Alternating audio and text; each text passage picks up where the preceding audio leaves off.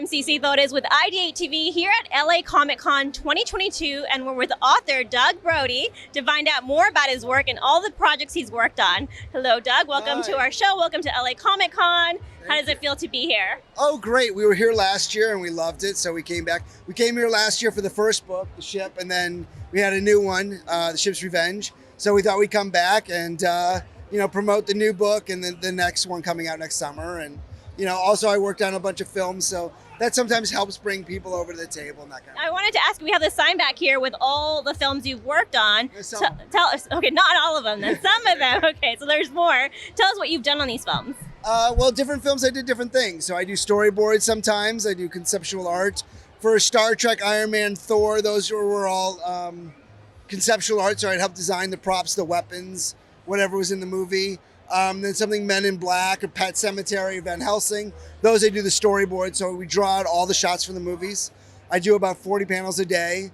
So over a course of 5 months or something, you're probably, it gets way into the high hundreds. Yeah, so you're doing a lot of work. How did you get involved with this kind of work? I was originally interested in comic books, and then I wanted to get into film. I saw Coppola's Dracula in the early 90s, and I came out to LA, and somebody just noticed my work on a movie called House on Hill. And I was a runner for a guy named Joel Silver, and I used to put my drawings up on the wall.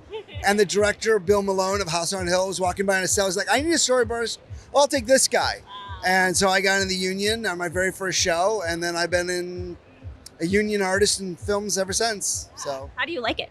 I love it. I usually do 2 movies a year. This year I did 3 this year. I did Harold and the Purple Crayon, which is coming out, Uglies, which is coming out on Netflix, and now I'm working on a new one called Family Leave, which is also coming out on Netflix. So it's been a busy year. Sounds like it's been a busy year. Is every day different for you? It sounds like it is. Is every day different for you? Something to work on, something exciting? Oh yeah, I've done all kinds of stuff. I worked on Harry Potter for 6 months for the marketing team on that, and so everything is different. Every project is different. I generally do genre stuff, so I do a lot of stuff, which is why I write science fiction. I also had a TV show called Forbidden Science that ran on Cinemax for a year.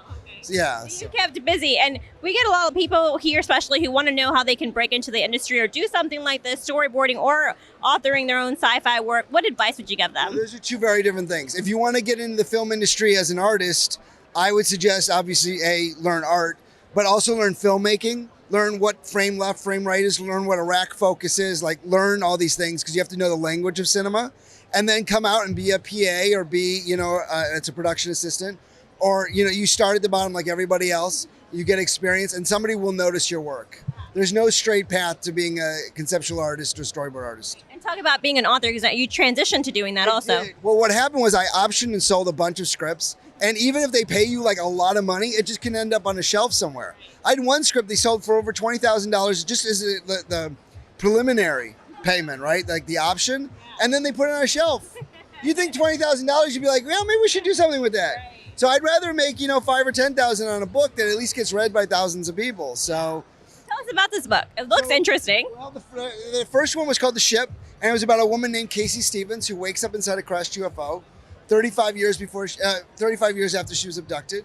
And everybody in the ship, there's only a few survivors, but they're from different time periods. And the aliens may or may not be as alien as you might think. Okay. And then the new one, The Ship's Revenge, which came out this year, actually takes place in 1958.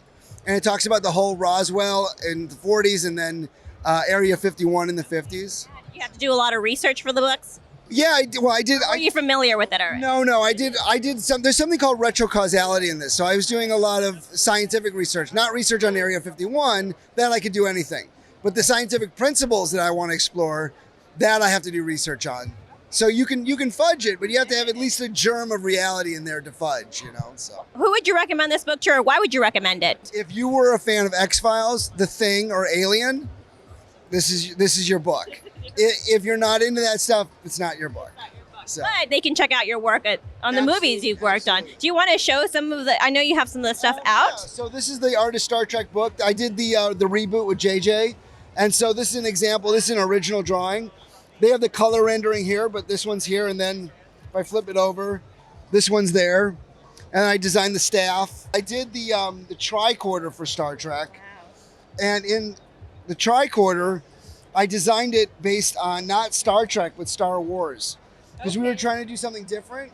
So if you look at this, Right, you can see it. it's actually based on Jango Fett's helmet, Yeah. the way it goes in. Right. Because I was trying to draw, because we were doing a reboot, so I wanted to do something different than Star Trek. I wanted to look around. So I was referenced by Halo, Aliens, and Star Wars, and just try to bring those designs into... A little unknown fact that not too many people know of. Yeah, I don't think very few people know that. Yeah. We got the scoop. The director didn't know either, actually. I didn't tell him I was ripping off Star Wars. Well, it looks great. What's that process like? Do you meet with the director, or is there a meeting at? Oh yeah. So, well, different films, different ways. On storyboards, I meet with the director 3 or 4 times a week, and then if I'm doing production art, usually I'll draw all week. We'll put them up on a wall, and then he'll look through them and he'll be like, I like this one, this one, and this one. If you don't like any of them, you're gone. So you gotta like something on there. I know you brought your family here. How do they feel getting to see you promote your work? And Oh, they feel good, Leia. How do you feel promoting the book? See, we even got the swag. We got the ship swag. Yeah. She's gonna be on the cover to book 3. So. How exciting! Yeah, so she'll be coming back to Comic-Con next year to sign the covers. And Comic-Con really here in LA is a family event. We see so many family people out here, family members, and well, because we all live in LA and we work in LA, so it's a lot easier to do this than in San Diego. It's got a smaller feel, more community feel. It does, yeah. Okay. If people want to find more of your work, where can they find you? Well, you can find my books at Amazon, or basically everybody. I shop from Amazon. So The Ship by Doug Brode, or The Ship's Revenge. It's available on audiobook, ebook, hardcover, paperback, everything, basically. Not Braille. Yeah. And then if you want to see my art, you can just Google my name, Brode, and it's all over the internet. So. And we were asking our participants here a little game of Would You Rather, and it's comic related, sci-fi related. So would you rather be abducted by an alien or bitten by a vampire? Bitten by a vampire. Why? Well, don't you live forever if you're bitten by a vampire? I mean, That's the answer we're getting. Is there anybody who would say the opposite? The other one, you get an anal probe. Nobody wants that. Well, you could write about it. Makes for good fiction. I wouldn't want to live that, though. Okay, so would you rather be able to teleport, or would you rather be able to have super hearing? Teleport. Do you have any idea how much it costs to travel with my family?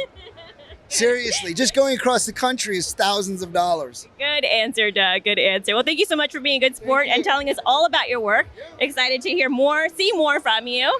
So we'll keep an eye out. And for IdeateTV, I'm CeCee Torres.